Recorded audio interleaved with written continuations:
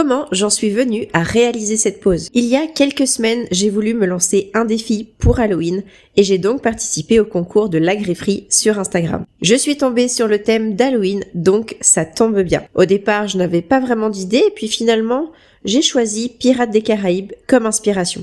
Et donc je vais te montrer comment je l'ai fait. Donc tout d'abord, je vais me munir d'un crayon et d'une feuille et je vais noter toutes mes inspirations. Donc je vais faire des dessins de ce qui pourrait être sympa. Donc voici ce que j'ai imaginé. Sur le pouce, je vais faire un cœur en 3D.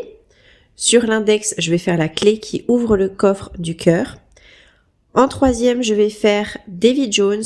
Ensuite, je vais faire le père de Will Turner. Et ensuite, sur le petit doigt, je vais faire le médaillon en or. En règle générale, je respecte toujours mes idées de départ, mais là, comme je ne savais pas trop, il se peut que je change en cours de route. Donc, j'ai fait toute ma sélection de couleurs, et là, comment vous dire qu'il y en a vraiment beaucoup. Et donc, pour faire le relief, je prends le 3D Art Gel de chez Ongle 24 et un gel transparent. Je prends également un paint blanc. Et je n'oublie pas le pinceau en silicone. Et donc, c'est parti. Je commence par créer le médaillon et donc j'ai tout mis en accéléré pour aller un petit peu plus vite puisque j'ai passé 2 jours à réaliser ce nail art. Donc pour le médaillon, je prends tout simplement le gel 3D transparent. J'en fais tout simplement une petite forme de médaillon. Je donne un effet de picot sur les extrémités, je catalyse et au fur et à mesure, je dessine dessus. J'ai appliqué une poudre chrome et donc voici ce que ça donne. C'était la première fois que je réalisais un petit décor comme ça et j'étais pas peu fière. Sur le petit doigt, là où je vais poser le médaillon, en arrière-plan, donc en fond, j'ai essayé de reproduire la carte au trésor. Voici ce que ça donne. Et on va passer à la création de la petite clé. Donc là, j'ai laissé un petit peu en ralenti pour pouvoir t'expliquer. J'ai tout simplement pris le 3D Art Gel blanc de chez Ongle 24. J'en ai fait un petit bâtonnet.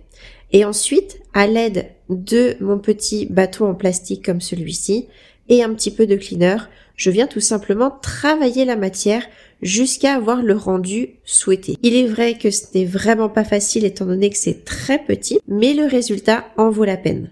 Et je ne catalyse pas tant que la clé ne me plaît pas. Moi, je travaille sur un support en papier, donc c'est tout simplement une pochette plastique que l'on met dans les classeurs, mais tu peux aussi travailler sur une base de chablon ou sur du papier sulfurisé.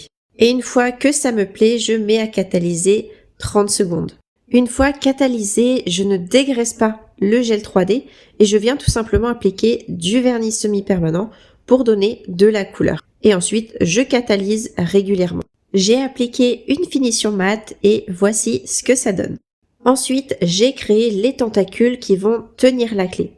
Donc là, j'ai mélangé le gel transparent avec un petit peu de paint blanc pour avoir une texture un petit peu moins sèche. Je fais des petits boudins et ensuite je l'applique sur l'ongle. J'ai catalysé donc la première qui va tenir la clé et ensuite j'ai mis un petit peu au hasard des tentacules par-ci par-là. Je n'oublie pas de catalyser entre chaque tentacule et ensuite je vais créer les petites ventouses. Pour ça, rien de plus simple, je fais des petites billes et avec mon picot en plastique, je viens tout simplement faire un trou au milieu de ces billes. Pour réaliser les visages, je fais exactement la même chose. Donc je prends le 3D Art Gel blanc de chez Ongle 24 et je viens tout simplement le travailler avec mon pinceau en silicone et un peu de cleaner. Donc finalement, j'ai décidé de faire Jack Sparrow à la place de Davy Jones. C'est quand même le héros de film, donc je trouvais ça plus sympa. Et donc voici le résultat une fois entièrement fini. Donc après 2 jours dessus, je suis quand même contente. Avec un petit peu plus d'entraînement, je pourrais faire encore plus réaliste. N'hésite pas à me dire en commentaire ce que tu en penses. Et sur ce, je te souhaite un joyeux Halloween et on se retrouve très bientôt.